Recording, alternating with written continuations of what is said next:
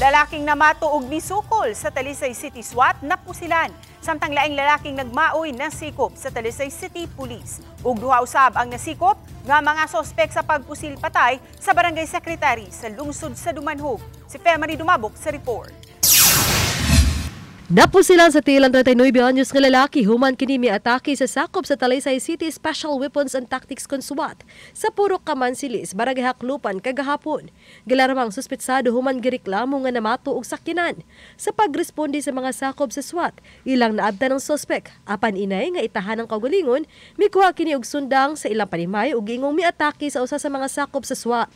May nalang ang vest sa pulis ang natigbasan. Subay niini napugos pagpusil ang pulis sa tiil sa suspek. Kinsa gidala sa ospital diin nagpaalim karon sa samad sa pinusilan. Tukmang kasong ipasaka sa kapulisan batok sa dinakpan.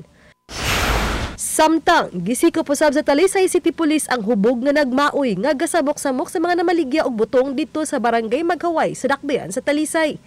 Gireklamo sa magtiayon ng hubog nga si alias Jeffrey, 30 anyos, kinsa ig-agaw ra usab sa complainant.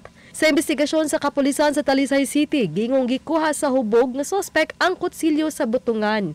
Gitambagan ng suspek nga mopauli apan nasuko kini ug gihulga pa sila nga patyon. Giuli rayno sa suspek ang kutsilyo apan gisikop gayud siya sa kapulisan. Gingong duda na daang kasungian ng suspek ug ang magtiayon nga misangpot sa pagpanghulga. Nasikop usab sa Dumanhog Police ang duha ka suspetsado sa pagpusil patay sa usa ka babae nga barangay secretary sa tubod duguan sa lungsod sa Dumanhog niadtong Biyernes sa buntag, Hunyo 27.